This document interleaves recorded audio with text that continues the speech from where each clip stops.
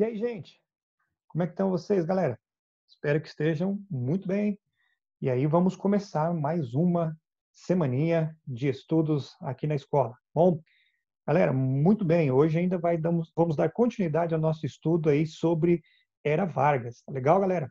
Então, quero compartilhar com vocês um pouquinho aí da nossa aula de hoje, falar um pouquinho sobre a Era Vargas e, e como eu havia falado com vocês na nossa sala virtual, nossa intenção é fazer umas aulas um pouco mais curtas e daí nas nossas aulas da sala virtual também tirarmos as dúvidas e esclarecer com vocês qualquer coisa que tenha para, né, vocês tirarem dúvida, tá bom, gente? Muito bem.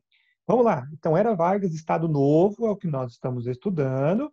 E aí, só lembra vocês as nossas obrigações sempre semanais, semana 2, ciclo 1, além de assistir a videoaula, que é rapidinha, espero que vocês assistam. Faça a leitura das páginas 16 a 19, vocês veem que é pouca coisa mesmo.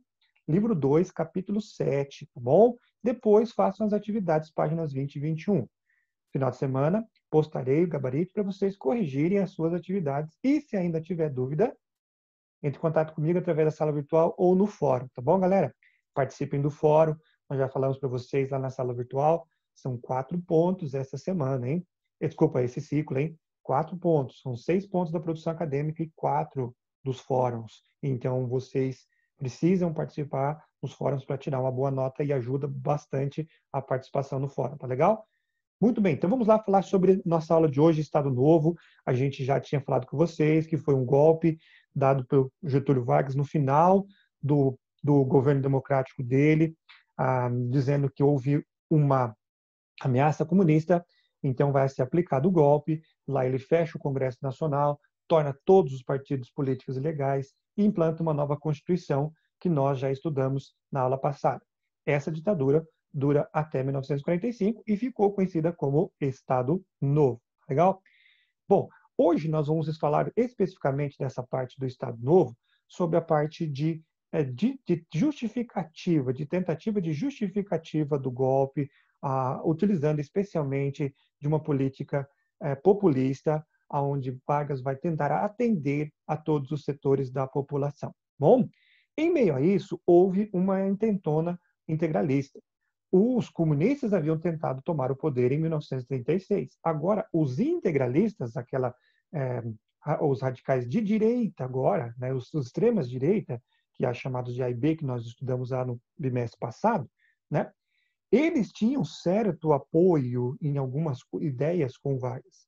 Porém, como Vargas não foi tão profundo nas suas modificações de direita que eles queriam, eles vão tentar derrubar Vargas, mas não conseguem. As tropas do governo acabam com essa tentativa.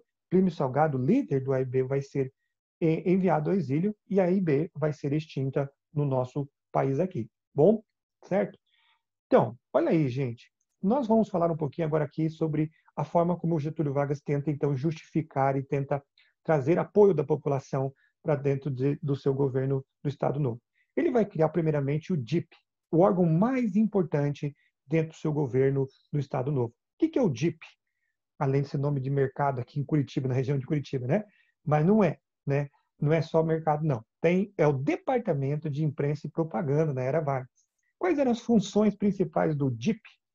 Enaltecer o governo e o presidente, sempre fazer uma propaganda positiva de Vargas, tá legal?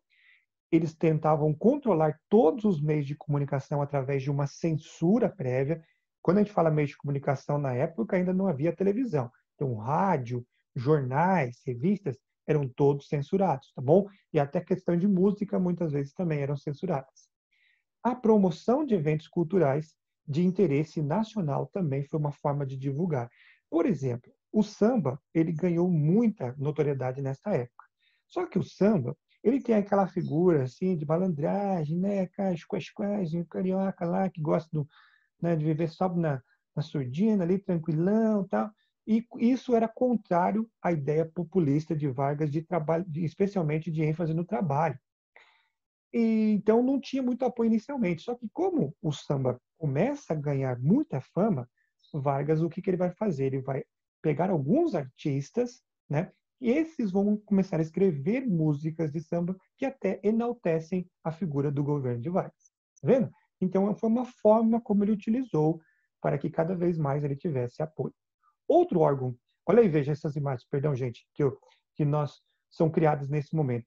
Sempre aquela imagem do pai protetor, né, o pai dos pobres e mãe dos ricos, que nós já estudamos, tentando satisfazer todos os setores da sociedade. Um pai que protege, mas às vezes precisa punir, né, como aconteceu no Estado Novo. Então, essa foi a ideia de sempre lançar, nesse departamento de imprensa e propaganda, no DIP, lançar propagandas assim. Gente, isso é muito comum nos regimes totalitaristas. Por isso que muita gente, né, tentou dizer que o Estado Novo foi uma representação do regime totalitarista aqui no nosso país. Mas nós já falamos na aula passada que faltou alguma coisa, partido político, essa questão de exaltação nacional. Então, falta algumas é, coisinhas que não encaixam bem ainda no regime totalmente totalitarista, tá bom? Mas foi um regime muito rígido, uma ditadura com certeza, que tenta implementar através de uma propaganda. Olha aí a propaganda, né? A sua constante preocupação com os problemas que dizem respeito ao proletariado, ou seja, aos trabalhadores, o senhor presidente da República criou o Serviço de Alimentação da Previdência Social, destinado a promover a melhoria da nutrição do operário brasileiro e, consequentemente, sua resistência orgânica e capacidade de trabalho. Esta é uma propaganda justamente aprovada pelo DIP e impulsionada também por ele. Bom, como eu tinha falado para vocês, um outro programa aqui foi o Departamento Administrativo de Serviço Público, o DASP. Esse, na verdade, faz com que agora haja uma regulamentação melhor, especialmente, do funcionalismo público. Foi uma ideia muito interessante, mas mexe com gente grande, né? E, infelizmente, isso deveria acontecer novamente, particularmente, eu acredito, né? E o que ele vai fazer? Ele vai aumentar as atribuições do Estado brasileiro, uma intervenção maior do Estado sobre a economia, uma função de coordenar o controle e controlar os serviços públicos e não deixar que os serviços públicos fiquem largados, né? Como cada um faz o que bem entender. E tem muito, infelizmente, tem muitas pessoas dentro de serviços públicos que não acabam não trabalhando da forma como deveriam trabalhar, né? E outra coisa foi o aumento dos serviços, da eficiência desses serviços públicos, era a ideia do DASP, né? Então, o DASP representa o quê? Uma revolução do serviço público, né? Que era muito cheio de nepotismo, de influência de cargos de parentes para parentes, favorecimentos e privilégios. Então, o DASP tenta controlar justamente isso. Bom, na época do Estado Novo também foi a era do rádio, né? O rádio ganhou grande importância, muitos concursos de calouros começam a surgir, programas de auditório, novelas, né? Até a eleição da rainha do rádio também surgiu nesse período. Em 1938, inaugurou-se, como o nosso livro mostra lá para nós, um programa oficial que até hoje tem, que é a Hora do Brasil, né? Que de 7 horas da noite começa lá em todo o rádio. Então, o que é essa Hora do Brasil, né? A Hora do Brasil é um programa onde se exalta as práticas do governo. O que o governo está fazendo? E né, começa justamente com Vargas em 1938. Tá bom? Continuando aí, ele também alimenta essa política da boa vizinhança, especialmente com os Estados Unidos. Olha aí, foi criado pela Disney o Zé Carioca, o famoso personagem da Disney, Zé Carioca, que é um personagem brasileiro, característica do brasileiro malandro, que sempre dá um jeitinho para fazer as coisas, está lá o Zé Carioca.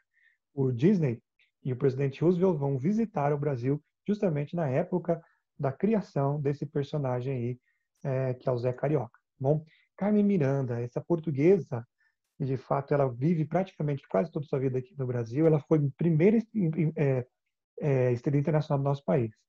Ela, ela tinha um estilo muito próprio, muito característico, ela ficou muito conhecida em diversos lugares do mundo por fazer diversos shows e tudo mais. Ela, de fato, foi talvez a mulher brasileira mais bem paga do showbiz americano.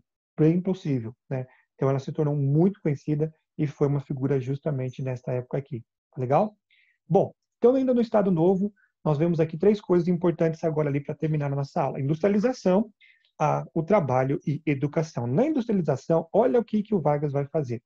Vai criar o Conselho Nacional de Águas e Energia Elétrica, que é uma empresa importante na produção de energia.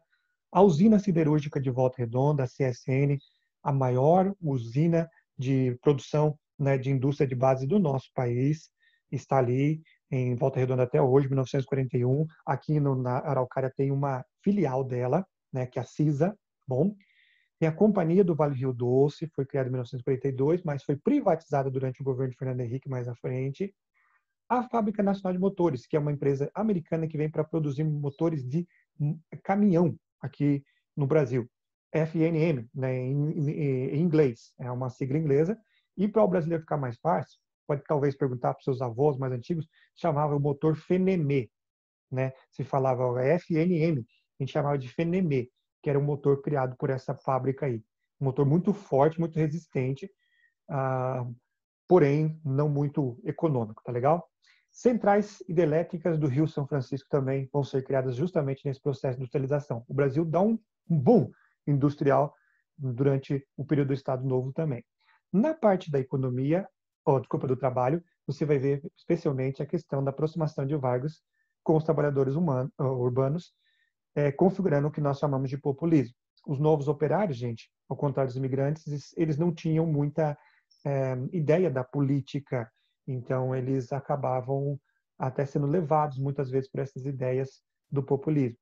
Então, não parecia ser necessário inicialmente uma organização sindical, porque o governo atendia a todos os interesses dos trabalhadores. Mesmo assim, Vargas vai se juntar aos sindicatos, né, em vários estados, e acaba até muitas vezes se transformando em funcionários do próprio estado, né, os membros do sindicato. E acaba atendendo às concessões populares. Em especial, nós já tínhamos falado, introdução do salário mínimo, a semana de 44 horas de trabalho, a consolidação das leis de trabalho, CLT, com base lá na Carta del Lavoro, né, uma ideia também italiana, fascista, que ajudou bastante a identificar o governo Vargas com as ideias fascistas, mas uma ideia boa para os trabalhadores, carteira profissional, férias remuneradas, entre outros benefícios que Vargas vai trazendo para o povo. Aí está, 1º de maio vai ser criado, né, o Dia do Trabalhador, e olha só a imagem de quem está aí, Vargas, propaganda, né? E nós temos na parte de educação, finalmente aí para vocês, esses detalhezinhos aí. O ministro da Educação, que é o Gustavo Capanema, na época, ele vai fazer uma ampla reforma educacional no nosso país, criando vários benefícios. Por exemplo, o Senai. O que é o Senai? O Senai ele vai ser a formação de operários qualificados nas indústrias. Bom, vai criar também a Universidade do Brasil, que hoje é o UFRJ, onde vai ser implementada uma reforma do ensino secundário, inclusive uma reforma ortográfica para transformar o Brasil numa língua, o português brasileiro numa língua mais fácil de ser aprendido. O que não, de fato, não é verdade, né? A criação do Serviço do Patrimônio Histórico e Artístico Nacional, para os historiadores, isso foi uma grande conquista, né? Levantamento de fontes e outras coisas mais para ajudar nos museus, isso foi muito bom. E a criação do Instituto Nacional do Livro em dezembro de 1937, com publicações educativas e incentivo à abertura de bibliotecas públicas. Para isso, até ele vai colocar diversos editores importantes, como José Lindos Rego, Graciliano Ramos, ou seja, bons escritores brasileiros, tá bom? O Jornal Amanhã também vai ser utilizado por esses editores, que eu havia mencionado para vocês, e vai se transformar no órgão oficial do Estado Novo para explicar a polaca, a famosa Constituição de 1937. Bom? Então é isso aí, galera. Espero que vocês tenham compreendido. Qualquer coisa, entre em contato comigo. Ótima semana para vocês, galera.